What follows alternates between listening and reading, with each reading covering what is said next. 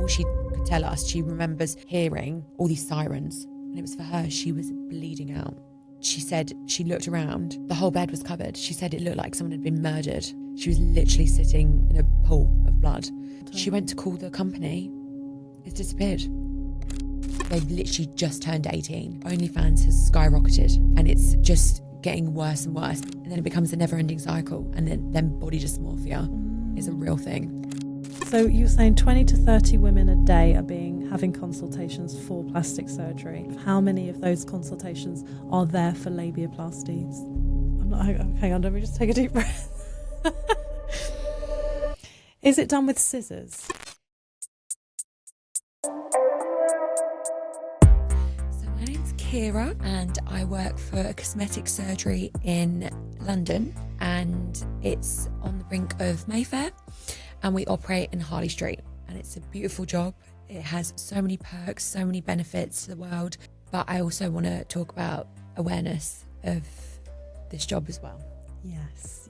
So you actually floored me when we got talking about what you do, and I was really curious. I have so many questions, especially around some of the cosmetic procedures that I thought were quite rare.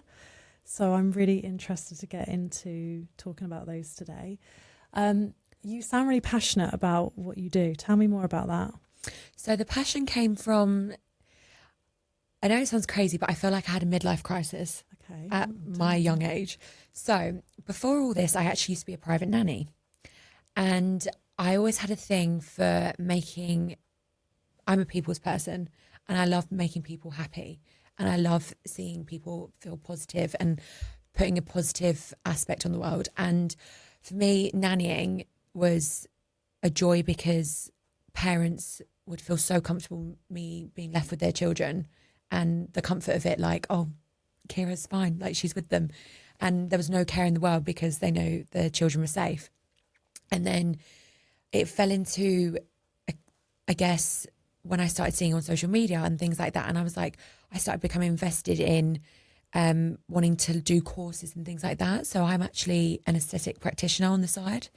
So I can do lip enhancement, and I specialise in that. I did do a Botox course and things like that. But I think when you go into these things and you do these courses, I think especially with aesthetics, you have to specialise in something and build that up and learn that specifically, because there's so many girls out there that do all these different things and offer all these treatments, but then it actually goes wrong because you haven't learned specifically by a doctor or a nurse.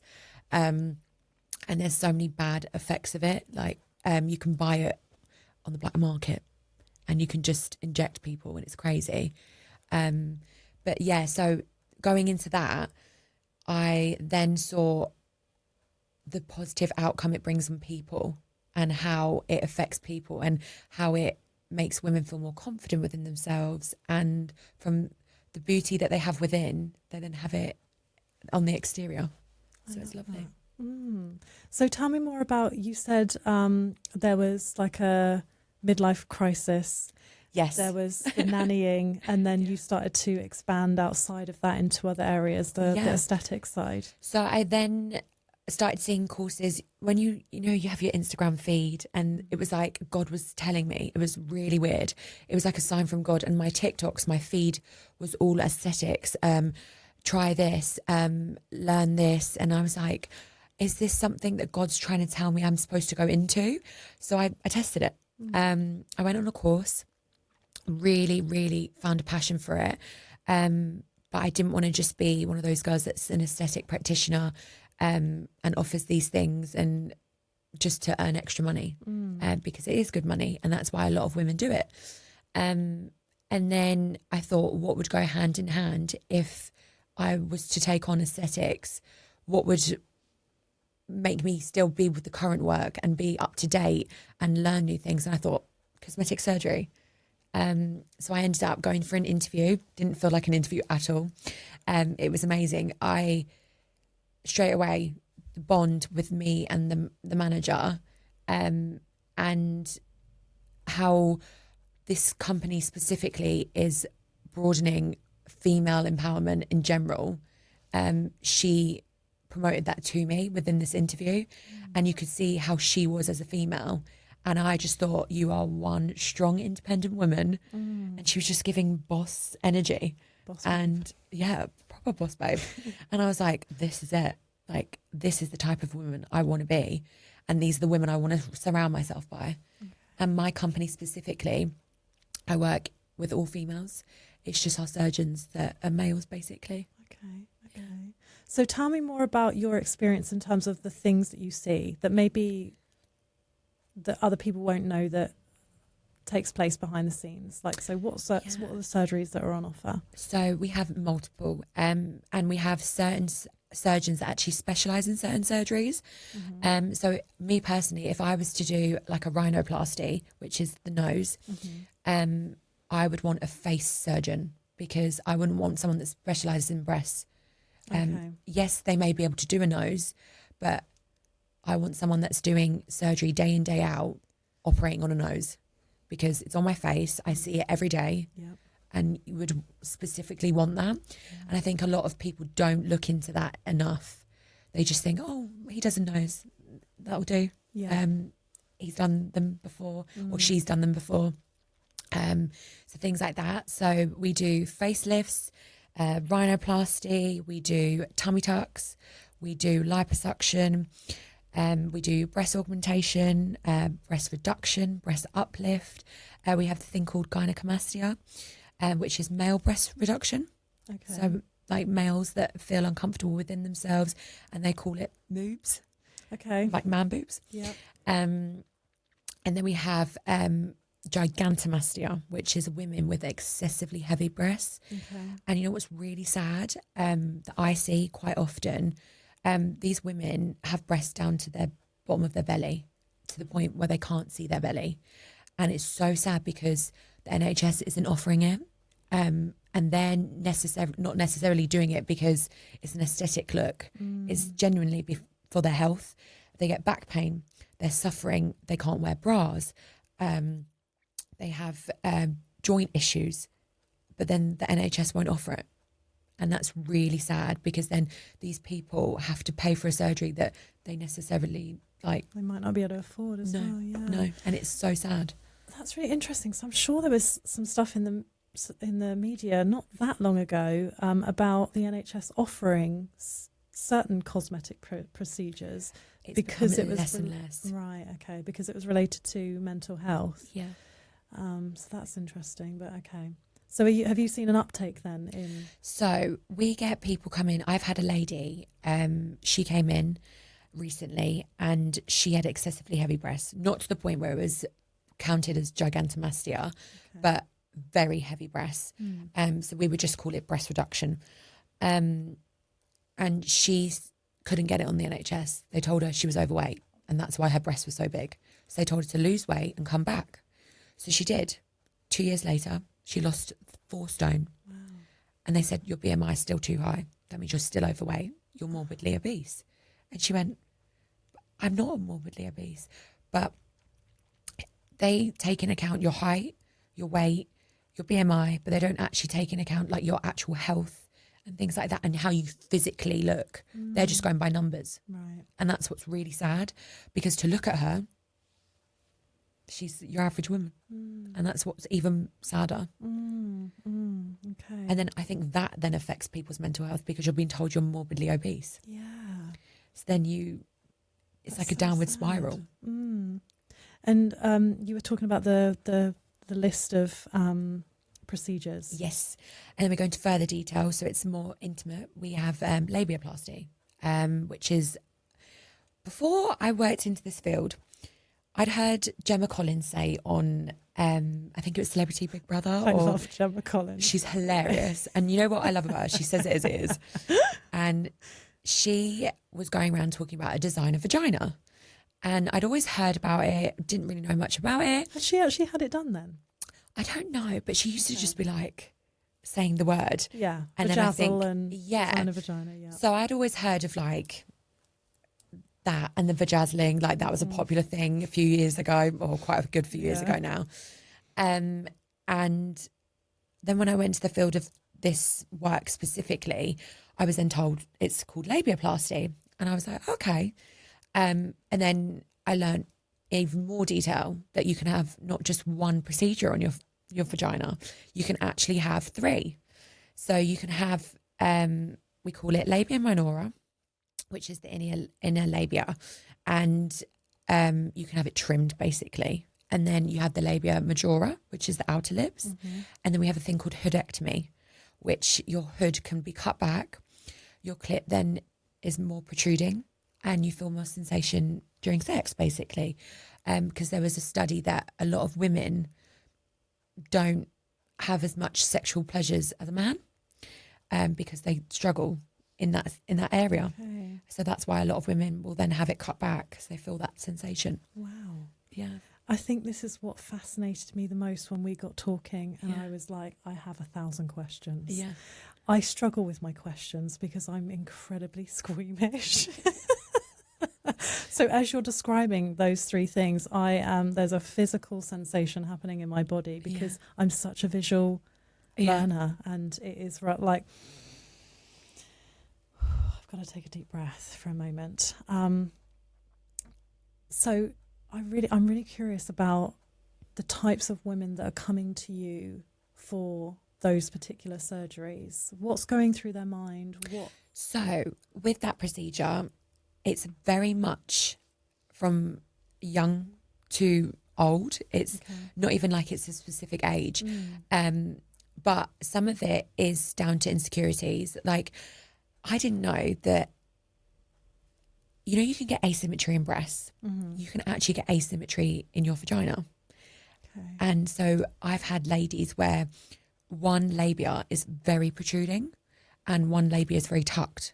Okay. So you can imagine the uncomfortability. You're wearing underwear and one labia is very low. It could be rubbing against your knickers, rubbing against your thigh. I've had ladies where it actually to the point where it's touching their thigh. Wow. And it's just for that, to deal with uncomfortability like that. And I guess partners, that must be a struggle. And things like that. I understand it. I get it. And you're doing it for your health in a way, because that surely is not because it's aesthetically not pleasing, but for you yourself. It's getting in the way of daily life. Yeah. It's something that I can imagine. It actually affects you. Yeah. And it's uncomfortable. Like I've actually had ladies where it's a struggle to walk. Wow. Because the rubbing. Right. Oh gosh. And it's just, and like, bless them, it's like, that's a daily thing. Okay. And then there's other women, you're saying that it would be for aesthetics as opposed to affecting their daily life. I have women openly will tell us, when we get them in for a consultation, you'll be asked what you do for work.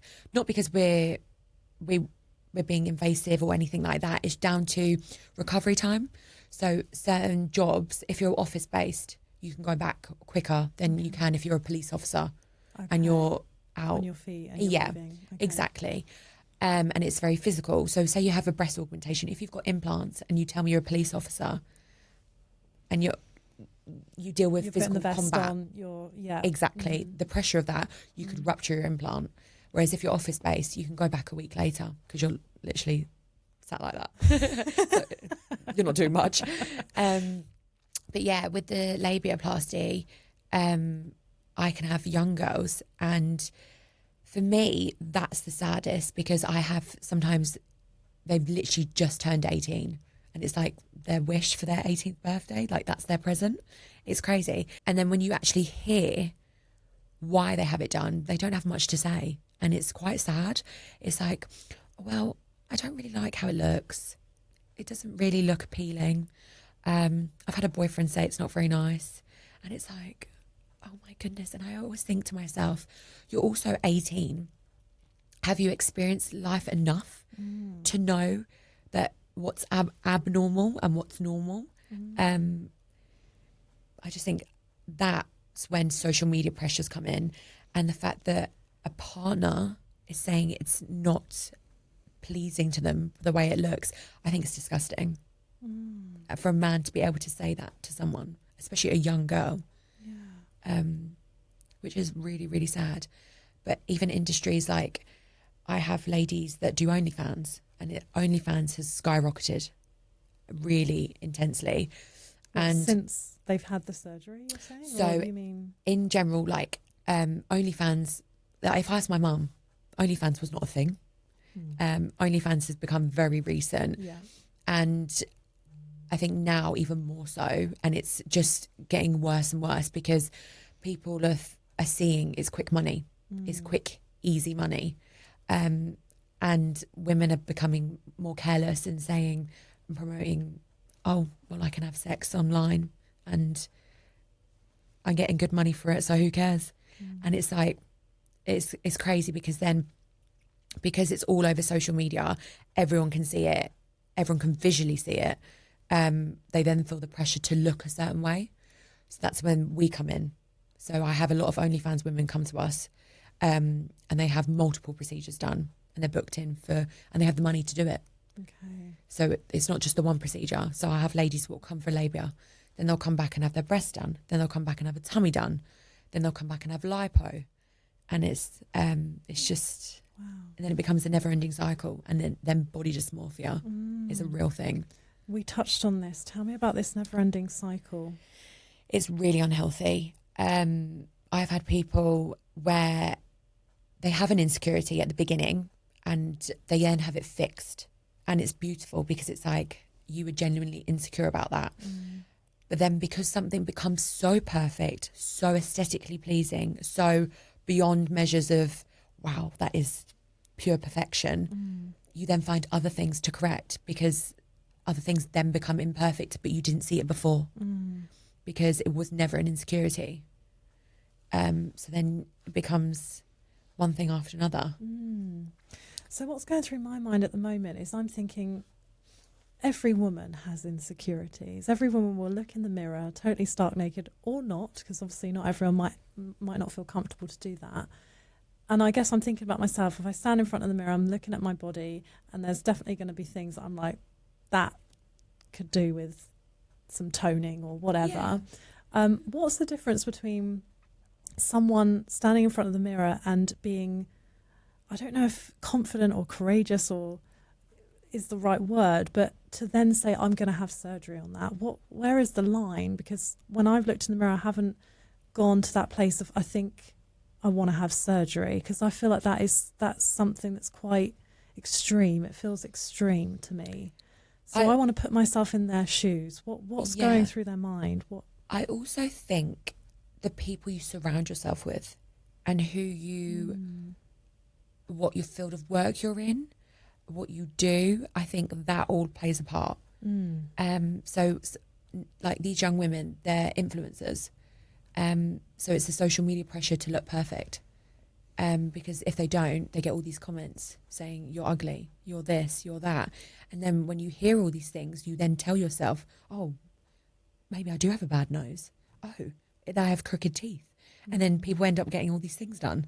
And then people then get slandered because they've gone and got their teeth done. Oh, they're too white. Oh, they're too big. And it's like, you can never get perfection because someone's always got something to say.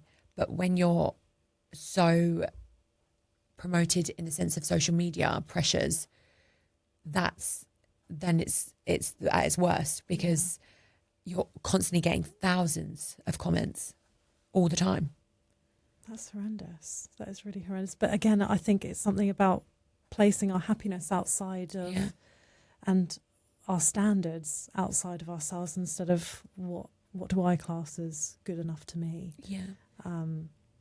Yeah, that's really interesting. Really interesting. What do you want people to know then about the risks and coming into surgery? Because I know we've touched on this before, that people can be a bit blasé about just going for these procedures. I think for me, people don't do enough research, and that's what's scary. And even when I'm in the room, so I'm in the room as a third party, a legal third party, because I have a surgeon who will examine a lady naked.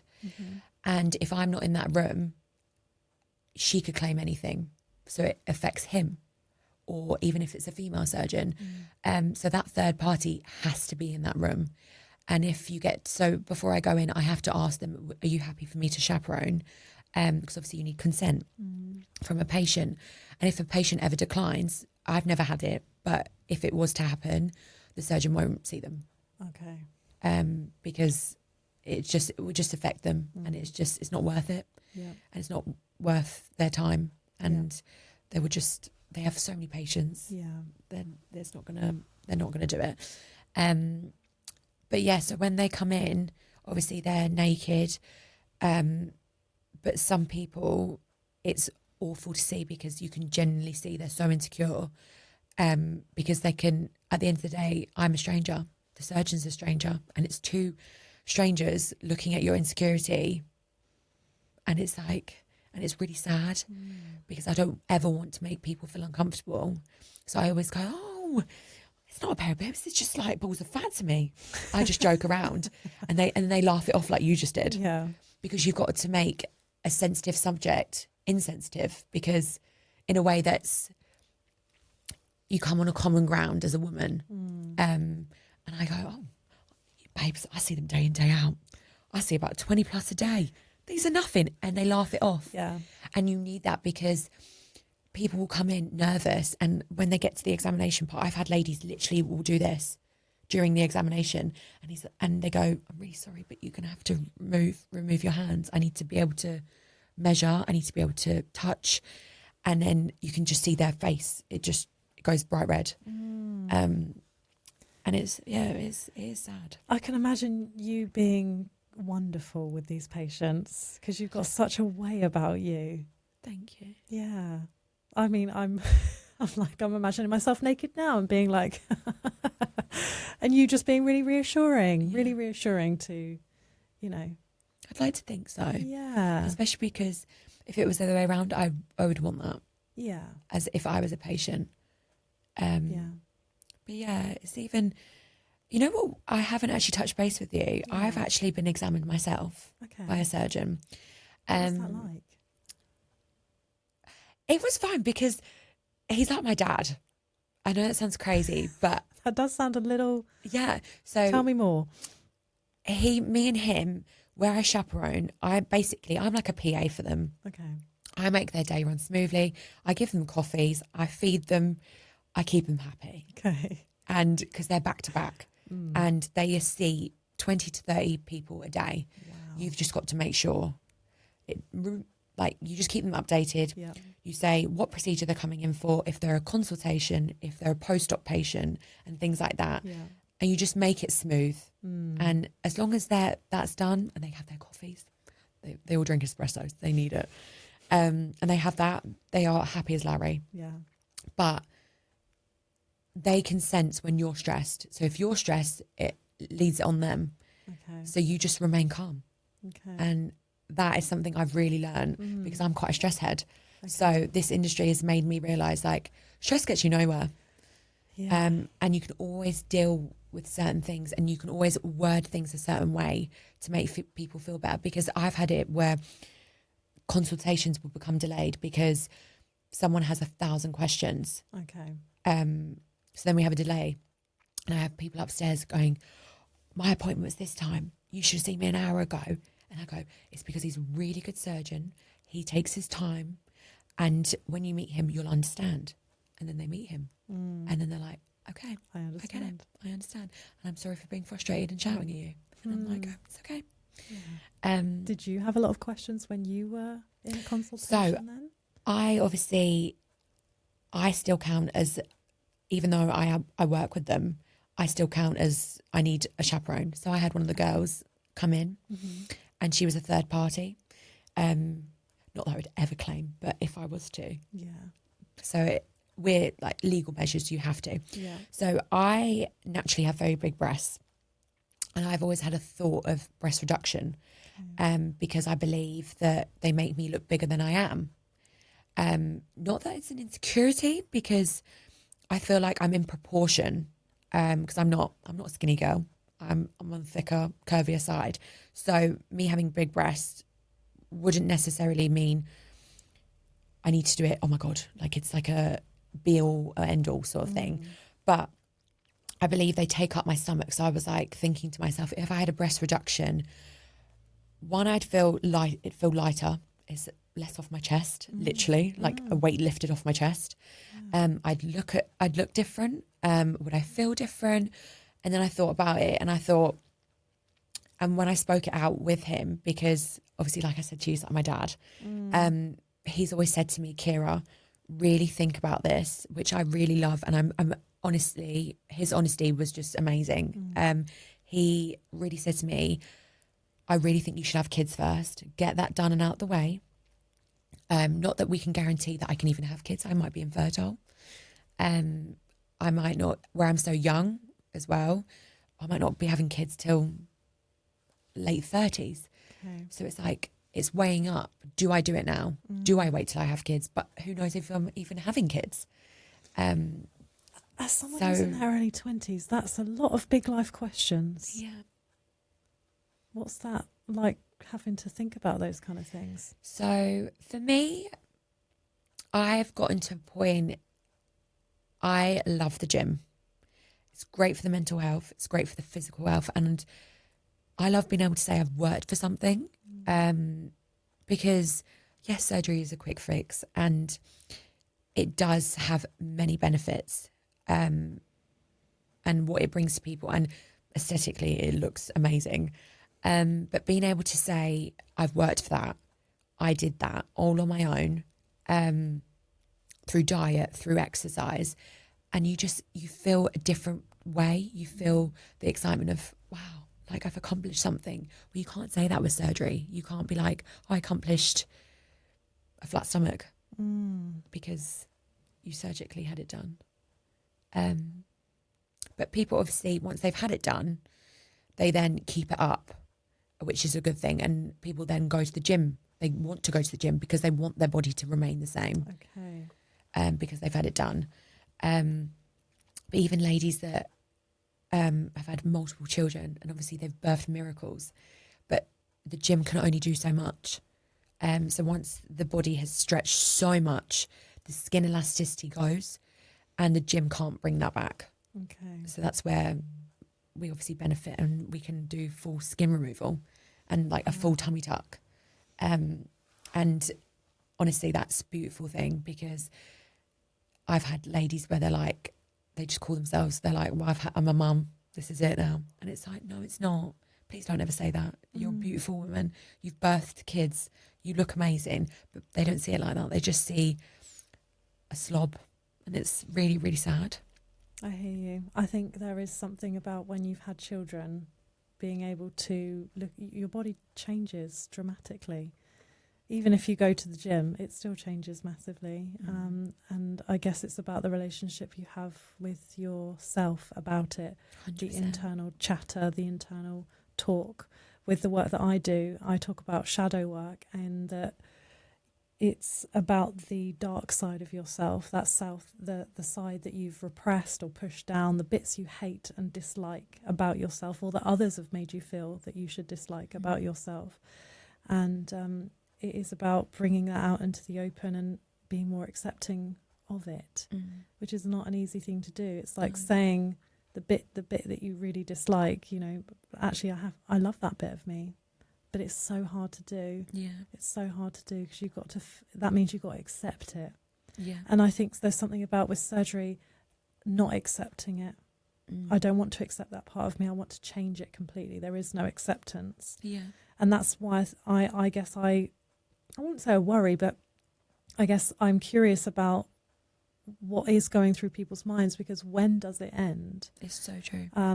I say all this, but I don't know how I might feel as I get older, whether I might change my mind about how I feel about cosmetic surgery and aesthetics. Like right now, I'm not in that place, but as I get older, you just never know. And that's why I'm conscious not to pick a side, because I think you do change. And especially as a woman, I think standards change, you know, expectations change.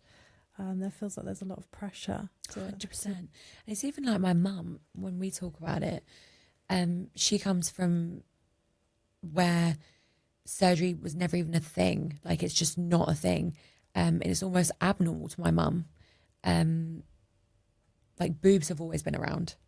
Like breast enlargement has always been a thing. Okay.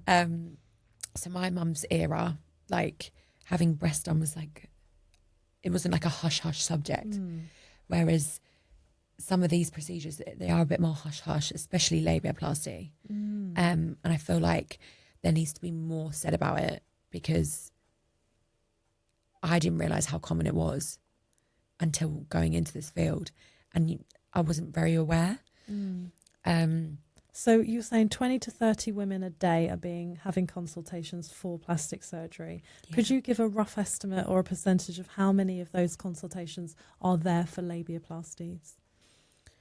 So I have one surgeon in particular that we only have one that does it. Okay. So it depends on how often he is in that month. Okay. But I could say 10 out of the 30. Okay. So it's quite high. So a third. And then some of them, and the majority is breast. Okay. We've talked about as well the recovery with a labiaplasty and how challenging that is. And it's very intense. Coupled with a lack of research, I'm wondering what you might want to share about what people might want to know who are considering this surgery. So when people do their research, which is not very in-depth, they come in with quite blinded mindset, because they go, oh, it's a really quick procedure. I heard it's like literally at 40 minutes, which is true. It's 20 minutes per side, but they don't realise the intensity. They just think, oh, I'm just having a little minor procedure. I'm just having a bit of a snip. On that note, Lottie asked me, or mentioned it to me, she was curious about whether it's hang on, let me just take a deep breath. Is it done with scissors? It's a scalpel. Okay. So it's we wondered if it was actually a snip or whether it is actually a scalpel. So it's basically pinched. Okay. And sliced. Okay, scalpelled, yeah. Yeah. Okay. Yeah. Okay. Let's say that. So it's 40 minutes, 20 minutes per side. So it's cut and then it's stitched. Yeah. Okay. These stitches are dissolvable, so you don't have to have them taken Removed. out. Okay. But the thing with this, when you have procedures, you have dressings, and these dressings need changing daily and things like that. With that area, you're constantly urinating. They're constantly going to get wet. So you're prone to infection. So the infection rate is a lot higher than another procedure. Okay. With breasts, they'll just say to you, have shallow baths. So you shower from here down. Yeah. That area, you're constantly going to the toilet. You're constantly wiping. Okay. The open wound, and you've got a tissue there. That going inside, it's a lot.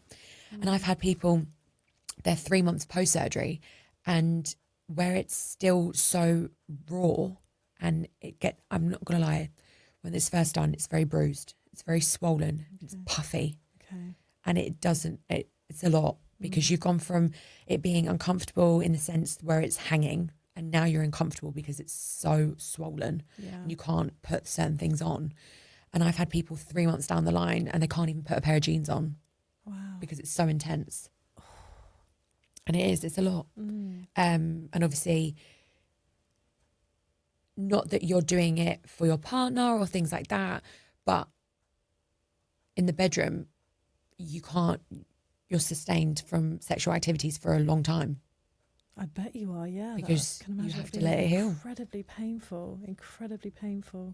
And even then the confidence, women get really nervous to then even attempt it, because they think, is it going to split? Oh my gosh. Is it going to tear? Is it going to bleed? So it's like, when do you test it out again? Yeah. It's crazy. Interesting. Do you know about that? I'd be curious to know. So they say 6 weeks. 6 weeks until you can have sex again. That seems very short. If you can't even put a pair of jeans on after 3 months, that feels like really... So I also say as well, with certain people, I think it all depends on your pain threshold. I've had some people They don't even look like they've had surgery. It's like a breeze in the park. And I have other ladies, they look like being hit by a truck. And it's like, and it's really is one extreme to the other. Yeah. And some ladies, it's to the point where they're like, I can't open the door. I can't move. And it just cracks me up because I just think, oh, I love you. And then I get other women like, see ya, bye. And I get other women, they'll have their drains in a designer bag because they're like, well, if I've got to do it, I've got to do it in style. So they've got their drains in designer bags. They're hanging, all these tubes are hanging out them. Wow. They're walking around, plodding along. They've got their hair blow dried. And they go, oh, don't worry, babe, I went to the hairdressers. I got my hair washed. And it's hilarious. I just think, good on you. But yeah, so I think that comes down to pain threshold as well. What do you want people to know about what you do? I just want people to know that genuine insecurities, it's a beautiful thing to watch.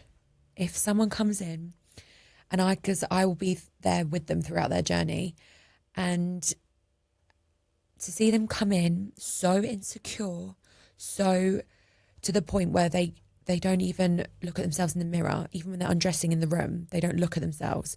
They just look down. They won't even make eye contact with you. It's really sad. But then they have the surgery and I meet them again to check how they are and how they're healing. And their surgeon will obviously see them again as well. And the glow it gives people is beautiful. And to the point where it makes you emotional as a person. And me being a woman myself, and obviously not necessarily me having major insecurities where to the point where I feel the need to have loads of cosmetic surgery. But just the fact that you can connect one-to-one with a woman because you get that insecurity, you get it. And it's just, honestly, it's really is a blessing. And because I'm so much into female empowerment, and my company is, and that's one thing I love about my company. It's all strong females, strong, independent women. And I love the fact that we promote that. And I think that is very important, especially in the world we live in at the moment. Very, very important. Why is it important to you? I think social media pressures at the moment are at the worst, especially with porn being accessible anywhere and everywhere. OnlyFans, you can literally go on TikTok nowadays and certain things can now be seen because they're labelled different. If you label something different, it can be shown because it's not under the label of nudity or so if you just word it right, you can actually post it, which is crazy, which I find really bizarre because little girls and little boys watching TikTok and that could come up on their feed, which is so bad. But seeing that side of things, obviously that's very scary because all these social media pressures, it's a constant never-ending cycle. And it's like, if this is it now, God knows what it's going to be like if I have children. And that's what scares me because I think I would never want my daughter to think it's normal to promote sex online, like it's the normality that's how you earn money as a woman. Two, if you're insecure about something, just go and get cosmetic surgery.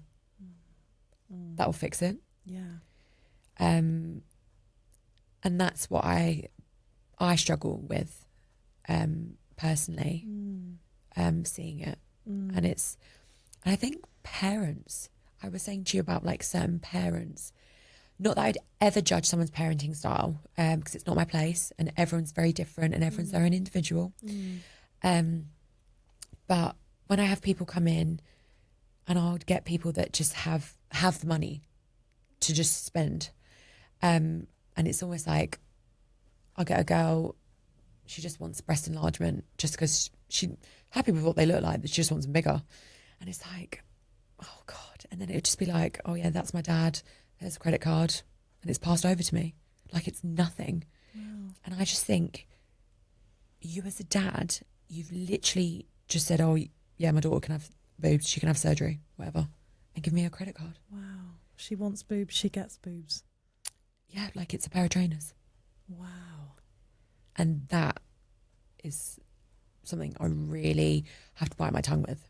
What, I'm sure you're probably thinking of specific patients that have come to you in that scenario. What do you think is the impact of that on them?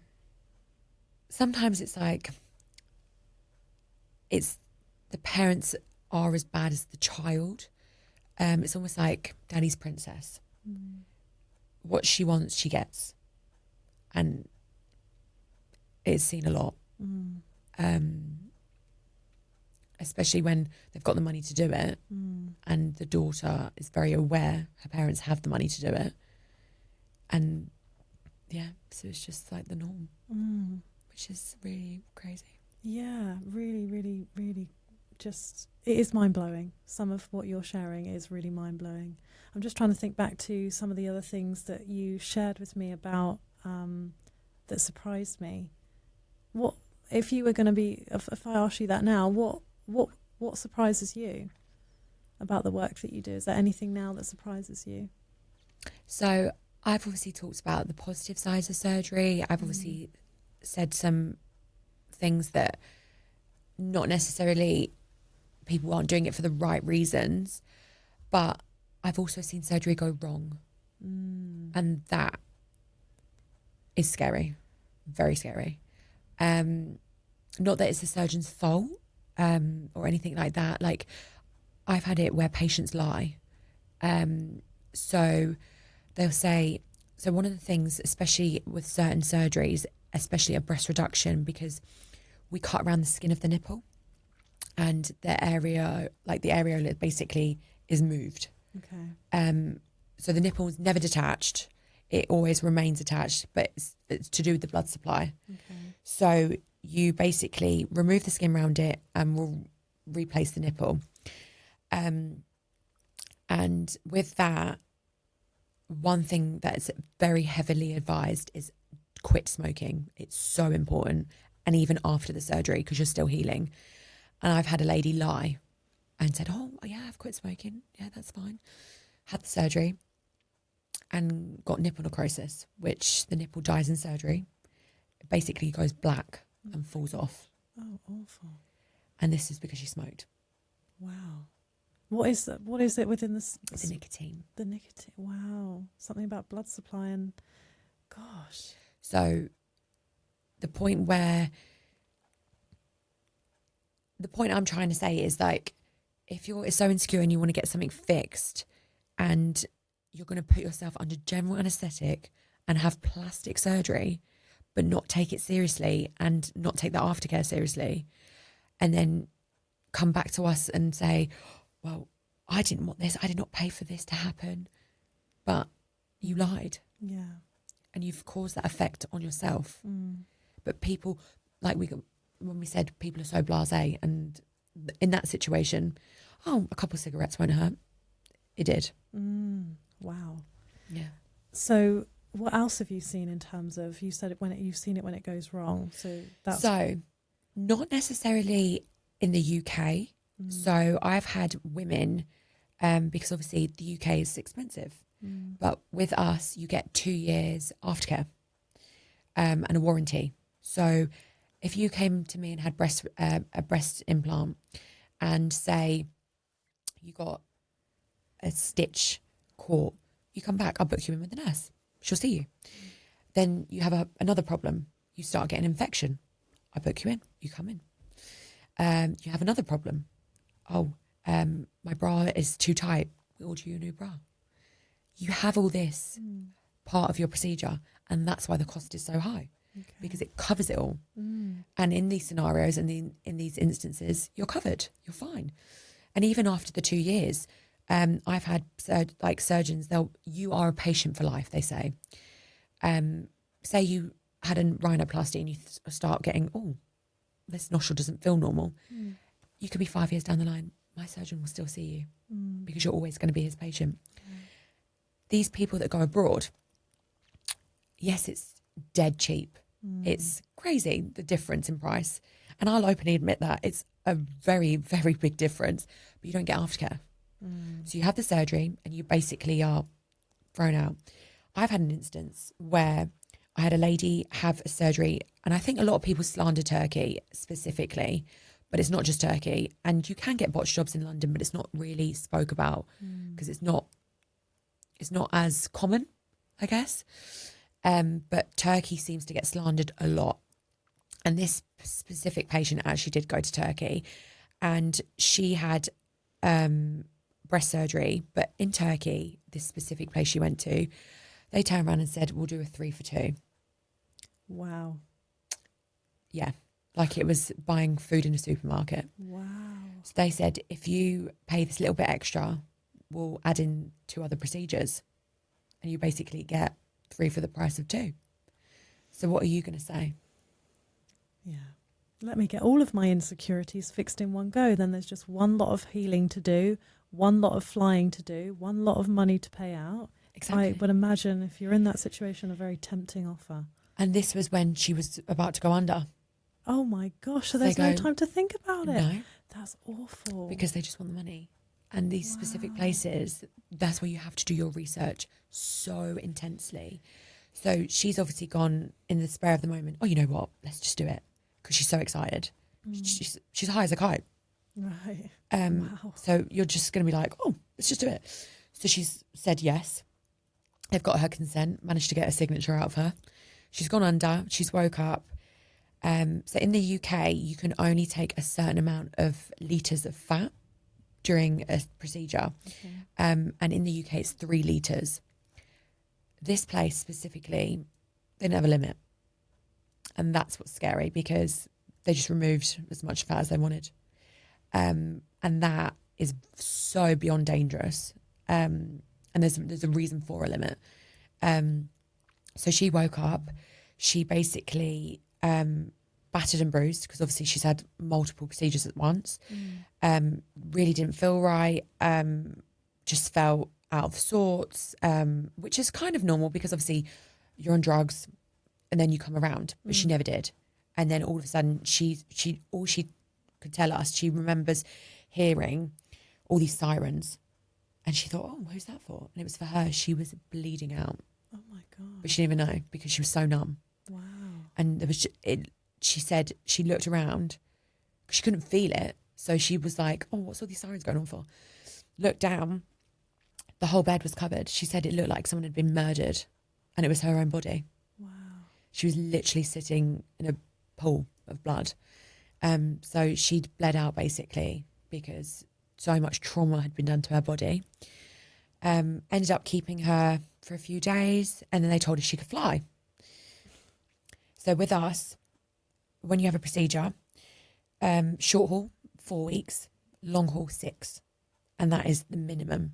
And that's, some surgeons would advise that. And then my company specifically, we actually advise longer, just to cover ourselves because a surgeon can say that, but because we're a company, you have to say slightly longer. So we say 6 for short haul, 8 for long haul. Bearing in mind, she's had not just one procedure, she's had the 3 for 2. She has got on a flight 48 hours after having surgery, which is so dangerous. And she's ended up getting DVT, which is like basically deep vein thrombosis. Yeah. Oh yeah. And a lot of people aren't aware you swell during a flight. So she's swelled. She's got that.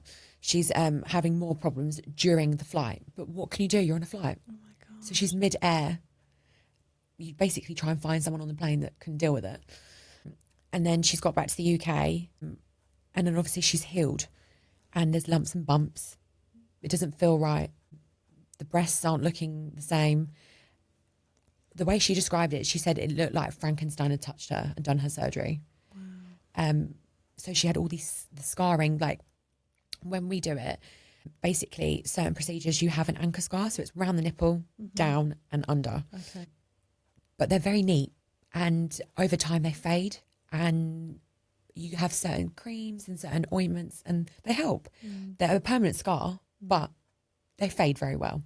like a C-section scar. A lot of women will know what that's like, and it can fade. And it just becomes a faint line. Hers, it was jagged. They were all over the place. And it's just awful. And then obviously you get back to here. My surgeons don't want to touch them because they don't know what they're going to open up, basically. And then it's the fear of, if I open them up and something genuinely inside them is wrong, it's all on me. And it's like, imagine something really bad to the point where you could possibly die. Then they get the blame. Wow. But it's not their work.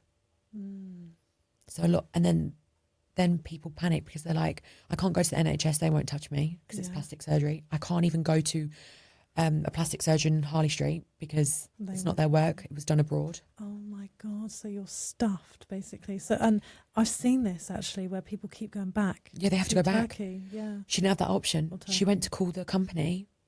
It's disappeared. Wow.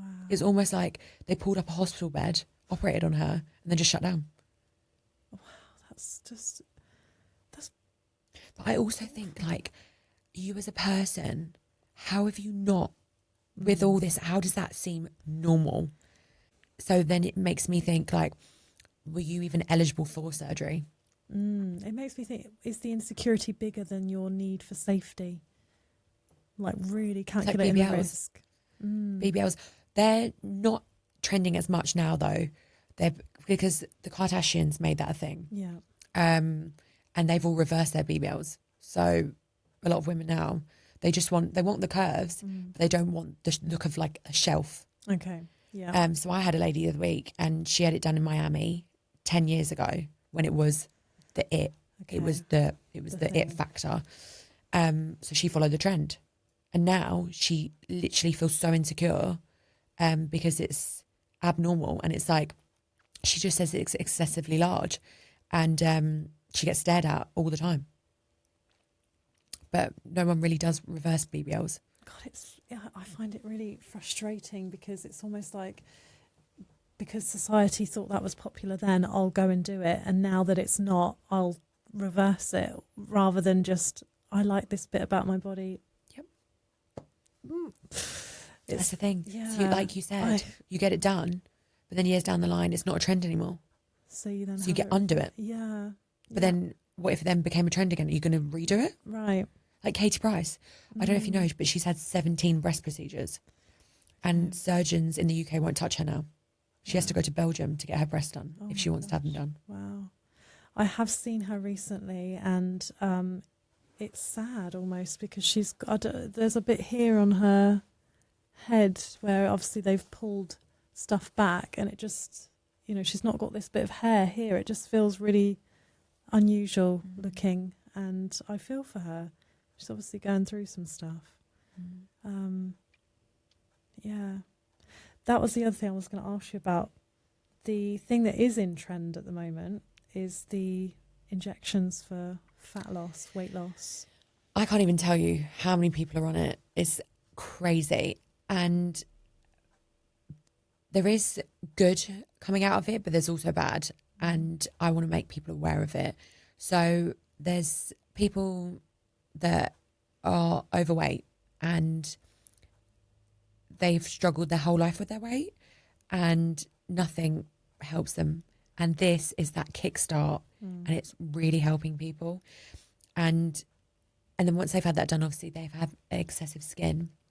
So they come to us and they have to have it all removed because it's still dead weight because it's heavy skin.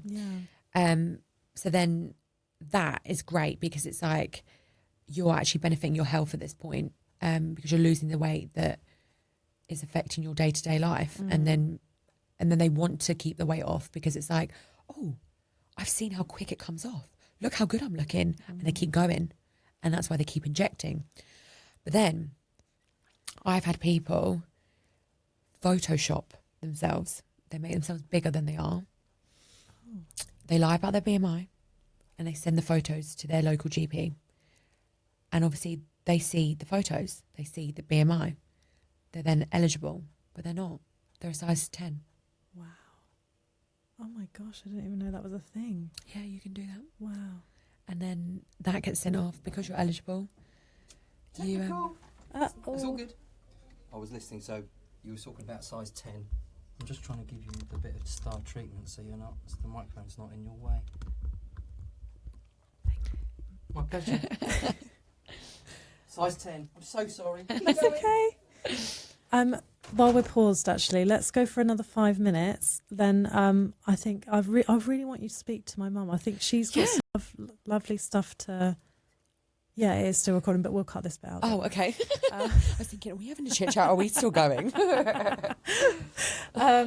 So yeah, what were we saying? Let's get back into it. What did I ask you? The